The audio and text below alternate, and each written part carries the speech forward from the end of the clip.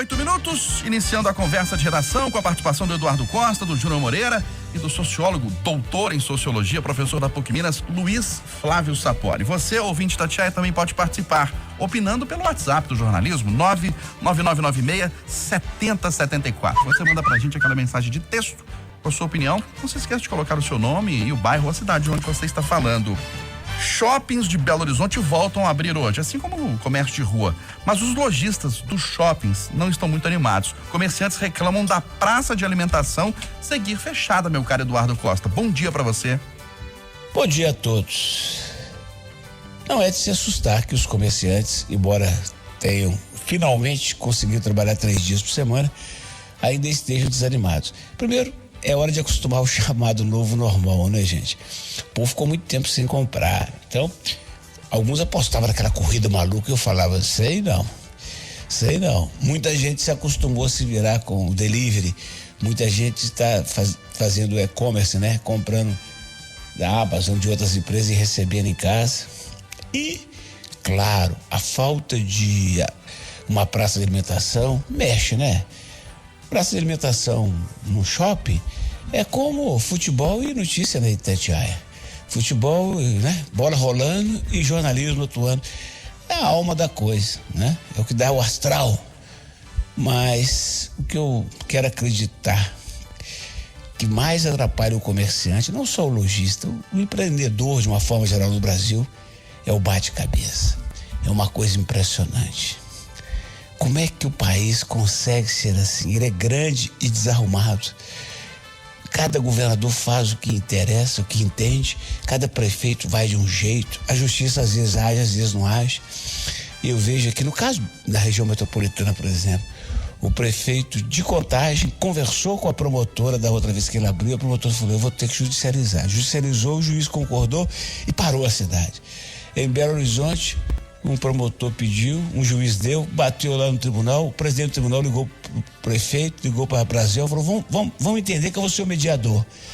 Não o tiveram como mediador, tudo continuou como antes e agora o prefeito falou, eu vou abrir não. E não vou aderir também não. Mas se a justiça mandar, eu fecho. Só que a justiça não peita a cidade, né? A capital. Mas peita as outras cidades. Então fica essa bagunça. O prefeito de Belo Horizonte falou, não vou aderir ao menos consciente não. O de Ipatinga também disse, eu não vou. E o de Ipatinga não indo, lá tem um shopping, o maior do Vale do Aço. Ontem um gerente de lá falou comigo. São 200 lojas, mais de 3 mil empregos. O único shopping no estado de Minas Gerais que não funcionou nem um dia. Lá em Ipatinga, eles estão seguindo um decreto do prefeito lá, que lá academia pode, shopping não. É um negócio doido. É de doer. E parece que não tem conserto, não tem remédio não. Os caras não querem conversar. Querem um espezinhar o outro, um xingar o outro. É um negócio doido. E o comerciante, o empreendedor, quem gera emprego, quem gera riqueza, fica perdido no meio dessa muvuca política. Ô Luiz Flávio Sapori, e essa não animação dos comerciantes, porque a praça de alimentação não vai estar aberta no shopping, mas o comércio de rua vai estar aberto. E ao que tudo indica, né? Se os números continuarem assim, na semana que vem partiremos para a fase 2. Bom dia para você. Bom dia, Eustáquio, meu prezado Júnior Moreira, Eduardo, ouvintes da Itatiaia. Pois é, eu vou começar pela boa notícia que o Jornal da Itatiaia deu agora ao final, né? Que a possibilidade da retomada, né, das atividades do setor de bares e restaurantes aqui da capital. Certamente isso deve acontecer em outras cidades da região metropolitana. Então, significa, Eustáquio, que os comerciantes dos shoppings, da região metropolitana, é incompreensível a satisfação deles, mas vamos esperar mais um pouquinho, né? Talvez uma semana, porque a restrição que vale para eles, Júnior Moreira, é a que vale também para quem tem bares, restaurantes, né? O setor de alimentos, fora dos shoppings. Não tem como eles reivindicarem um tratamento diferenciado. Então, é esperar um pouquinho. Os indicadores, Júnior Moreira, você que está sempre atualizado, você pode talvez confirmar, mas os indicadores de monitoramento da pandemia em Belo Horizonte estão melhorando, né? Parece que sensivelmente, né? A taxa de ocupação de leitos de UTI está abaixo já de em torno de 70% de leitos, né? Para pacientes da Covid também, abaixo de 50%. Ou seja, os comerciantes, eu acho que de alguma maneira, a partir da semana que vem, no restante do mês de agosto, do mês de setembro, nós vamos ter uma retomada gradual, consistente da atividade econômica. Então é só esperar mais um pouquinho, né, Júnior? É isso, Júnior? Infelizmente vão ter que esperar mais um pouco, né? Até porque os protocolos foram formulados juntamente, né, com as entidades e tudo. Mas sabe, Eustáquio, Sapori, Eduardo, ouvintes do Conversa de Redação, pelo que eu entendi, né, e lógico, né, que eu preciso falar que a insatisfação é normal, né, deles, eles estão no papel mesmo, tudo dentro do normal, no papel de reclamar mesmo. Mas pelo que eu entendi, a grande reivindicação dos lojistas é a abertura no sábado. Eu conversava com um amigo que é lojista ontem e ele me contava quase chorando. Falou, Júnior, a gente ficou muito tempo sem vender e o sábado é o principal dia de vendas. Parece que as pessoas vão querendo comprar, saem para comprar. E a grande reivindicação dele, o grande pedido dele era esse. E eu não vejo problema nenhum, eu vejo como uma reivindicação justa, porque você pensa, ao invés de você abrir quarta, quinta e sexta, você abre quinta, sexta e sábado, né? Vai contemplar ali os 3 dias abertos e os 4 dias fechados. Eu acho que a prefeitura poderia olhar sim com carinho para essa reivindicação, porque não é só de uma pessoa ou de outra, não é uma questão política, não. Todas as pessoas, todos os lojistas que eu encontro, que eu converso, que eu bato papo, todos me falam a mesma coisa. A grande história é o sábado, porque no sábado as vendas são muito boas, né, no comércio de Belo Horizonte. Então a grande reivindicação deles é essa. Eu acho que é questão de bom senso da prefeitura, de conversar, analisar ali e ver essa possibilidade. Quem sabe já nesse sábado a abertura, e a partir da semana que vem começa a partir de quinta-feira, não sei. Acho que tudo é pensado, conversado, analisado, até porque nós precisamos salvar esses lojistas, gente. A cidade de Belo Horizonte é uma cidade de vocação de serviços, de comércio. A gente precisa salvar empregos. Então, talvez seja uma reivindicação justa, e eu acredito que ela seja mesmo uma reivindicação justa, e quem sabe nós teremos uma bela surpresa aí também com a abertura nos sábados, como querem tantos lojistas por aí. Agora as reclamações elas vão acontecer, né? Até que a cidade volte a um normal, né? A esse que o Eduardo chamou de novo normal, mais próximo do que a gente tinha antes da pandemia. Ô Sapori, o Ministério da Economia tem mais 2 pedidos de demissão e o ministro Paulo Guedes alerta o presidente Jair Bolsonaro para risco de impeachment se ele, presidente, descumprir o teto de gastos que está sendo defendido por uma parcela aí. Pois é, meu prezado Eustáquio, instaurou-se uma crise no governo federal, né? Uma crise que não estava nos planos, né, do governo Bolsonaro. O ministro Paulo Guedes parece estar balançando o cargo, Eustáquio. Aquela verdadeira manifestação pública que ele fez ontem, junto, né, ao presidente, né, da Câmara dos Deputados, né, ao Maia, foi quase que um desabafo. E, na verdade, um recado. Mais do que um desabafo, o Paulo Guedes deu um recado muito claro, não apenas ao presidente Bolsonaro, mas àqueles outros ministros e assessores do presidente que estão na contramão em relação às suas diretrizes do ajuste fiscal. Ou seja, há claramente um confronto entre ministros, Júnior Moreira, entre, né, aqueles que estão querendo o aumento dos gastos, né, a partir do ano que vem, obviamente, não está se falando desse ano, porque esse ano, efetivamente, não há como fazer o controle dos gastos em função da pandemia, mas está se falando como o governo vai proceder a partir do ano que vem, né, a partir de 2021. E o ministro Paulo Guedes, do meu ponto de vista, está correto em dizer que não, aqui não vai ser uma farra, né? Esse déficit fiscal, ele é conjuntural, ele é de alguma maneira apenas específico para esse momento.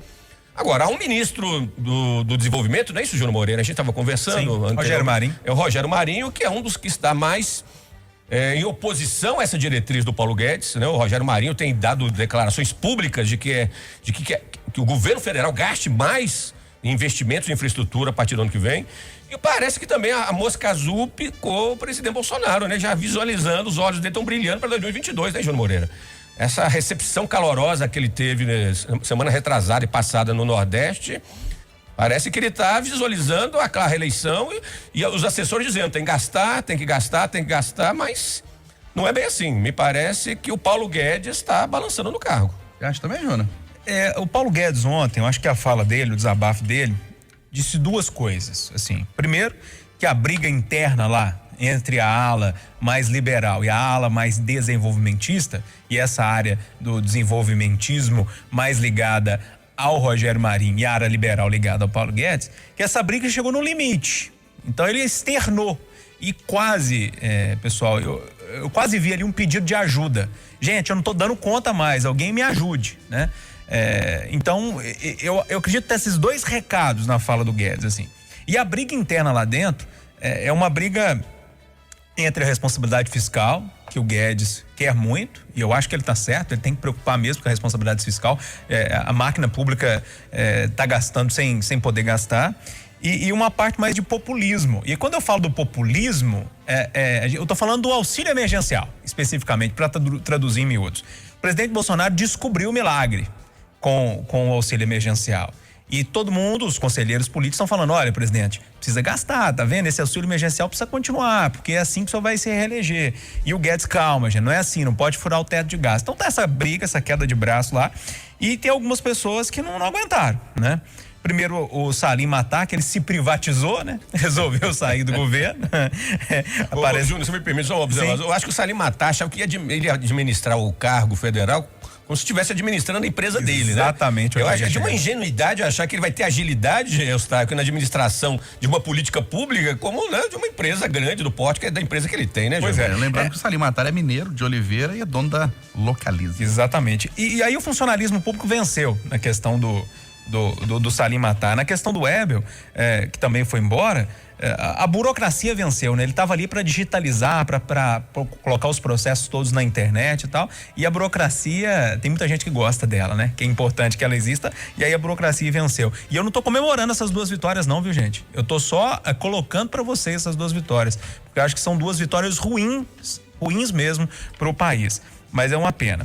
Agora, ver como que vai ser. Muita gente já está falando aqui nos blogs, nos analistas políticos, que tem mais nome saindo do governo hoje. Muita gente já antecipando outras saídas, ou seja, essa debandada não deve terminar por aí. Agora, o limite do Paulo Guedes, ele já falou isso em diversas entrevistas, é o teto de gastos. Se resolverem furar o teto de gastos, ele pega a malinha dele e vai embora. Ele já falou isso outras vezes, não é de agora. E parece que é o último recado que ele dá no governo em torno dessa história toda. O grande problema disso, Sapori, e aí que eu chego na parte que você fez, Eustáquio, Eduardo, ouvintes do Conversa de Redação. A turma chegou muito bem intencionada, essa turma liberal no governo. Só que eles esqueceram, e quando eu falo que tem muito analista que vive no mundo de poliana, né, que não para pensar e analisar, porque o Guedes, porque... Gente, esqueceram de ponderar a principal questão num governo, seja ele de qual nível for, federal, municipal ou estadual. A política.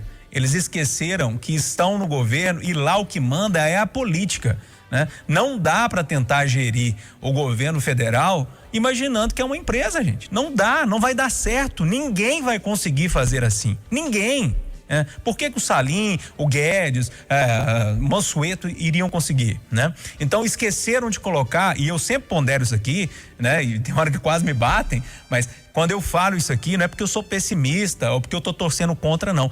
Tem que ponderar a política em qualquer setor do governo. Por que na economia seria diferente? Mas tomara que o ministro Paulo Guedes consiga contornar essa história toda e caminhe nesse mundo de reformas que ele tanto deseja, que eu acho que é um caminho interessante que nós precisamos experimentar aqui no Brasil. Eduardo, sejam contra ou a favor o teto de gastos, mas pelo menos um lado positivo dessa medida é que ela não foi criticada duramente ou derrubada neste governo, porque ela foi implantada no governo Michel Temer e foi mantida agora no governo Bolsonaro.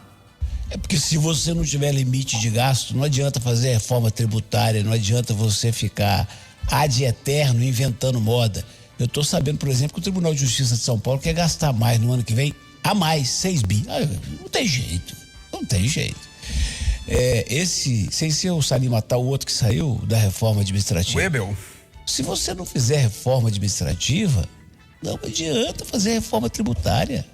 Se você não falar com os caras, estanca lá, alto lá. Aqui, nossa Assembleia tá enrolando para votar a reforma previdenciária, pressionada, com medo, acuada. Gente, não tem alternativa. E no caso do Salim Matar, por exemplo, o cara tá lá na empresa dele e fala assim: secretário de Fazenda de Minas, se não baixar a alíquota do IPVA, eu vou emplacar meus carros lá no Paraná. Aí o cara baixa. Fulano, precisando vender os carros usados aqui, como eu comprei com desconto, também vai ter um negócio bom. Consegue. Porque é a força do negócio, né? Não é porque ele é privilegiado, é a força do negócio, o tamanho do negócio dele. Vai pra lá, não pode fazer nada, tudo depende. A bancada discorda daquilo, a bancada daqui discorda disso. Deus que me livre e guarde sem governo, viu, senhor Eustáquio? Deixa eu só, para não terminar esse assunto, Eustáquio, desculpa, tem um assunto que é a questão da imprensa também nessa história toda, que nós estamos sendo muito acusados, né, por esse governo, e eu preciso abrir esse parênteses aqui, eu estava me esquecendo de falar disso.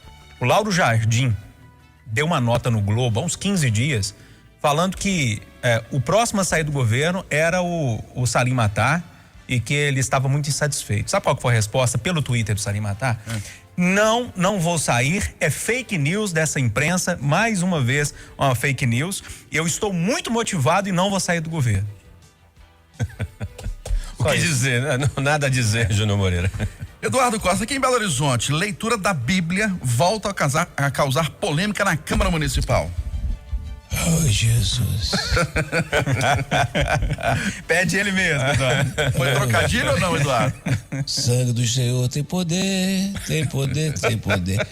Ah, fala aí, Sapório, se talvez tenha mais Eduardo, ficar abrindo a Bíblia no Antigo Testamento é um risco muito grande, dependendo do trecho que você lê. O contexto, né, Zé? Se não souber interpretar, né, ter uma clareza, né, dos trechos. O Eduardo, eu acho que você concorda, eu acho que o Júnior Moreira, Eustáquio, o Estado é laico, meu Deus do céu, desde a proclamação da República no Brasil, né, no final do século XIX, o Estado foi separado da religião. Isso vale para o Executivo, para o Legislativo e para o Judiciário. Leitura obrigatória da Bíblia na Câmara Municipal. Senhores vereadores, com um devido perdão, isso é um absurdo, inadmissível, inconcebível. Com devido respeito aos cristãos, católicos, protestantes, evangélicos, mas isso não é responsabilidade de um órgão do Estado. Então passa situações vexaminosas, bizarras, como essa, né? A Câmara fica uma semana discutindo, os vereadores debatendo entre si o problema de um trecho da Bíblia. Cá entre nós, em meio à pandemia, ô Eustáquio, gente, é melhor que a Câmara aprove a não obrigatoriedade da leitura da Bíblia. O Estado é laico, por favor. Júnior Moreira. Ô Eustáquio, para todo mundo ficar assim, na mesma página que eu, só para deixar claro, eu sou católico, vou à missa aos domingos, ultimamente não estou indo por causa da pandemia, faço a minha leitura da Bíblia, rezo o meu texto, enfim. Agora, o que vai trazer a leitura de 2 versículos da Bíblia de forma aleatória na abertura de uma reunião na Câmara Municipal de Belo Horizonte? O que vai trazer de diferente? O que vai trazer de bom para a religiosidade de alguém ali na Câmara? Gente, não vai trazer nada, até porque o Sapório já disse do contexto, ainda mais quando você abre no Antigo Testamento e lê um versículo sem contexto, dá nisto que tá dando aí, né? Então, a Bíblia precisa ser interpretada com pessoas que estudaram a Bíblia, né? Os teólogos, as pessoas que estudaram para entender o contexto daquela história toda e saber explicar. Ler um versículo ou receber, tem muita gente que fica mandando no WhatsApp, né? Um versículozinho e tal. Para mim, que contexto que isso foi tirado? O que estava antes desse texto, o que está depois, né? Porque o português, a interpretação de texto tem muito disso, né? Talvez uma frase anterior muda completamente o seguinte daquela frase, o sentido daquela frase que está ali. Então, pelo amor de Deus, gente, para com isso. Vamos deixar para as pessoas professarem a fé nos templos das religiões e para não dar confusão, né? Tem tanta coisa que precisa ser olhada em Belo Horizonte, você vai discutir esse versículo da Bíblia, me poupe. Aqui pelo WhatsApp, o Rogério do bairro Padre Eustáquio disse que a Câmara Municipal vai honrar a Bíblia se trabalhar bem para o povo. Eduardo Costa, Sex Hot, que é um canal brasileiro, lança produções pornô para surdos e cegos. Mas que salto que nós demos da cara do espanto. Eduardo, do sagrado para o profano, Eduardo. Me deu vontade de falar, mas que suruba, eu não posso falar essa coisa. Senhor Eustáquio. Sim. Sobre a saída dos homens lá do Guedes, sobre a Câmara Municipal, sobre essa agora, eu não vou aguentar. Toca a bola aí. A Cíntia Fajardo, Eduardo, que é diretora do Sex Hot, ela deu uma entrevista dizendo que ela citou responsabilidade social e afirmou que é uma parcela da população muito importante e a gente tem que atender. E eu tô com ela, não discordo de jeito nenhum. E outra coisa, eu tenho muito amigo cego, sabe? O povo que gosta do trem, viu? Luiz Flávio Sapori. Eu fico pensando como é que o mineirinho responderia essa questão, tá?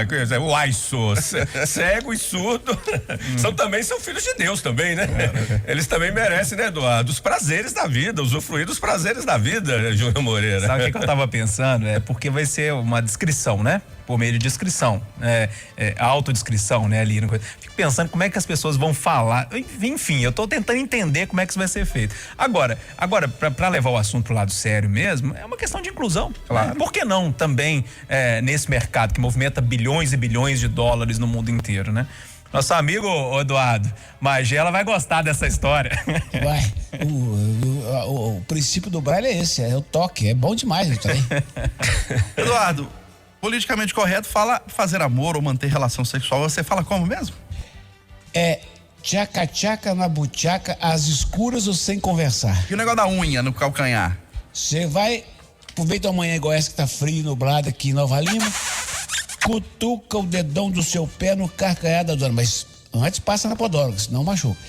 Dá uma cutucada, dependendo da reação da coberta, se não vier um sai pra lá, você chega o rei. Tá bom. 8h59 em Belo Horizonte, final do Jornal da Itatiaia, primeira edição desta quarta-feira. Apresentação